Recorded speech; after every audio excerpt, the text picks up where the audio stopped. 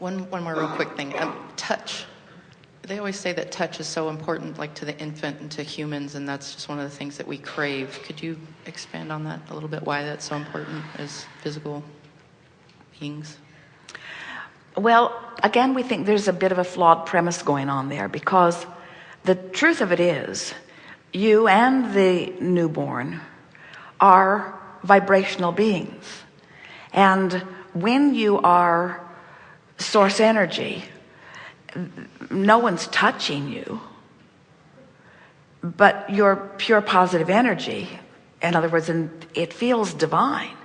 So again, you're born into your physical body, and let's say you're a newborn surrounded by frightened parents or worried parents or arguing parents or insecure mother with this new life, this new experience, this new whatever. So there is this, you're so gonna like this. There is this insecurity that this infant is born into, but the infant isn't insecure, because the infant still is connected powerfully to pure positive energy. Oh, we love telling you this. When an insecure mother holds her secure baby, the insecure mother feels more secure. That touch is more important to the mother than it is to the baby. Way more. Way more, you see. So it's really interesting to us to hear insecure people. In other words, if you're insecure, if you're all frightened about something, and you hold the hand of another person who's frightened, you're just more frightened than you were before.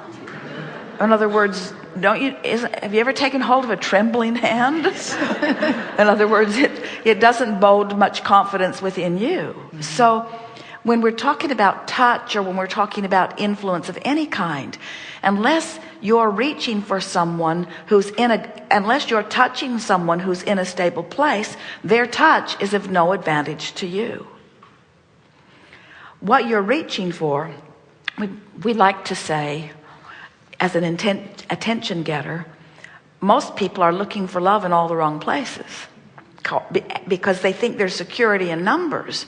But often the greater numbers are just fanning the flames of more insecurity. In other words, we are afraid of something, so we need to band together, because in our joining in forces we'll be stronger in our combat against this. And that's all just such backwards thinking, where if you are reaching for alignment with who you are, which is your inner being and all of your resources and source, or what man calls God, all of that, as you tune yourself to that frequency, you just become more and more sure of your own stability and your own ability and your own well-being, you see. So sometimes people will say to Jerry and Esther, people are so kind to them everywhere they go, and especially in gatherings like this.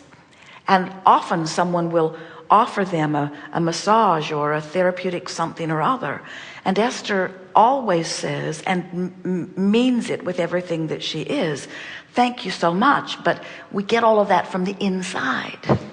In other words, she can lay in her bed and ask for a vibrational cellular massage, and if she relaxes, she can feel the cells of her body resonating with the intention that she has set forth, and well-being is just obvious to her. But if Esther is out of the vortex asking for that, we can't massage her back into the vortex, nor can some well-meaning person with a table and lots of good sauce. Right. You see what we're getting at? So touch is about vibrational alignment. In other words, how often are you standing there by yourself and you feel the exhilaration of energy moving through you as you come into alignment, you see? And so there are a lot of people making a lot of statements from a place of not understanding that they are energy, and not understanding that what alignment is. Thank you. Very good. Now what?